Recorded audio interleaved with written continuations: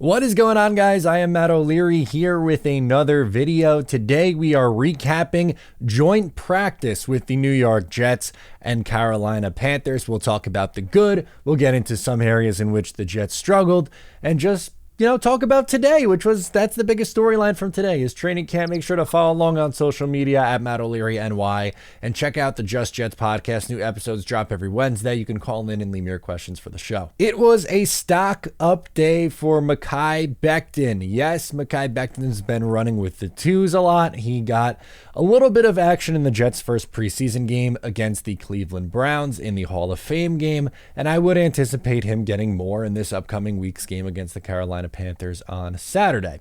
He only played 7 snaps against the Cleveland Browns, which is not nearly enough, but I want to see how long he plays in this game. That is definitely something that I will be keeping a close eye on.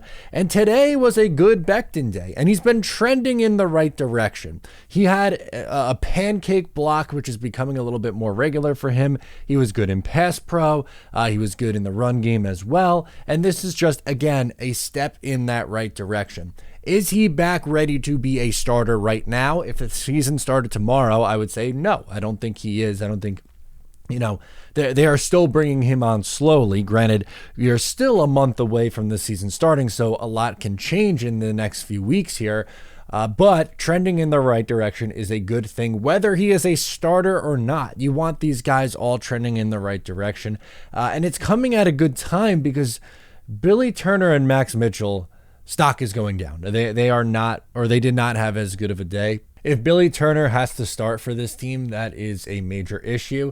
Max Mitchell, I think, has been the better of the two, but he really struggled against Brian Burns, who is elite, by the way. I want to make that abundantly clear. Brian Burns is a very, very good pass rusher, and I'm not going to crucify the guy for struggling against Brian Burns. He's a very, very good pass rusher. That is a tough matchup for anybody, let alone Max Mitchell, who is probably at this point a borderline starting right tackle. Good swing tackle. I think really good backup. Okay in a pinch, but I don't know if I'm ready for him to be the starter on this team. Definitely not Billy Turner. Now, earlier before practice, you got Robert Saleh talking about Dwayne Brown, and he will absolutely be ready to go for week 1, which that is very good news, because that means probably no Billy Turner. And then that's up for debate on who's playing right tackle. Is it Max Mitchell? Is it going to be Mekhi Becton? We'll see how that one pans out. But Dwayne Brown news is also good news, because it was kind of a tough day for that number 1 offensive line. And more on that right now, I guess. Aaron Rodgers had a good but not great day. He was solid. He had a nice connection going with Allen Lazard, but he was getting frustrated towards the end of practice, and it mostly had to do with the protection. The protection wasn't quite there for him, and again, the tackles with Billy Turner and Max Mitchell seemed like it could be a problem.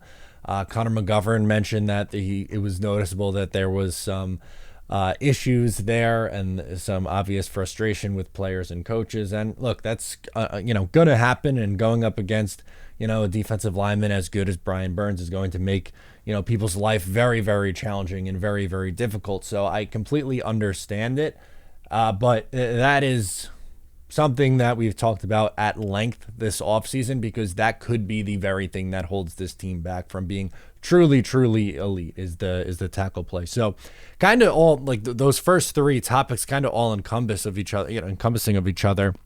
With Mekhi Becton trending in the right direction and Dwayne Brown coming back, that's a great sign, because the offensive line is probably at their best with those 2 guys. But Aaron Rodgers still productive day. It was a better day than what he had yesterday. I thought he struggled, a couple interceptions, a couple of tough throws, but anyway, trending in the right direction. As for the defensive side of the ball, some notes here. The defensive line was stellar today, specifically Quinnen Williams, who was downright unblockable at times in both the run game and in the passing game. He was blowing plays up, making things absolutely hell on the Carolina Panthers offense and their young quarterback and offensive line. Obviously, he just got paid. He is a stud. He's one of the better interior players in the sport, and he is showing his money's worth early on in training camp. And He's going to be dominant for this Jets team. We saw just how good he was last year. I would fully expect him to have a very similar season this upcoming year. And it wasn't just him. Jermaine Johnson, I thought, had a pretty good day, and there were other guys making some plays on the defensive line. You know that's a strength. That is a top 3 unit in the NFL. In whatever order you want to put it in, it's the Jets, 49ers, and Eagles. Those are the 3 best units, in my opinion, in the NFL on the defensive line. And Quinnen Williams is the Jets' best player on that defensive line. So good stuff there. As for Tony Adams, his strong camp continues. Love to see that for Tony Adams. Undrafted free agent from last year. He had an interception. He will start next to Jordan Whitehead. That's what it really feels like right now. Tony Adams probably is the truest free safety on this roster. And myself included, I was saying, they got to do more at safety. They bring in Adrian Amos after losing Chuck Clark. And the assumption was that it was going to be Amos I almost said Chuck Clark again. And Whitehead would be the combination as the starting duo. But man, this staff absolutely adores Tony Adams. He did not suit up against the Cleveland Browns. And they love the guy. This is someone who, again, they're going to expect to play a significant role for this football team. He was pretty good in a small sample size last year, and they're going to give him that leash. And it's exciting to see him make plays. Again, it's against a young quarterback as well, so you take some of these things with a grain of salt because there are going to be those rookie mistakes. But he's made plays all offseason and through OTAs and now into training camp. Gotta love that for Tony Adams. That's a really cool story. Brandon Echols stepped in for Sauce Gardner. More on those guys in a little bit. I have some injury update news to get into at the close of this video. Brandon Echols had a pick 6 on Bryce Young in this game, or in this practice, this joint practice. Echols, they really like as a backup corner. He has definitely surpassed Bryce Hall on the depth chart. Both of Bryce Hall and Brandon Echols started for the New York Jets in 2021, and it's come a long way in 2 years, this cornerback room. But Echols, they like him a lot. That's a Robert Saleh guy, and he seems like he would be the one who would be next man up if something, God forbid, happened to Sauce Gardner or DJ Reed in the regular season. That was kind of just precautionary, though, for Sauce Gardner. We'll get into that now. With the injuries, Sauce Gardner or Carl Lawson, both those guys, neither one of them played in practice today. I would expect them to take it slow with both of them. For Carl Lawson, it's a back, and not a whole lot of concern there. You're still a month away from the regular season. I'm sure if it was the regular season, those guys would be playing. I don't think it's severe enough where it would keep them out in that circumstance. And Garrett Wilson returned to practice for the first time after essentially missing a week in a limited capacity. It was cool to see him back out there in just a little bit, and there was no reason to rush him back.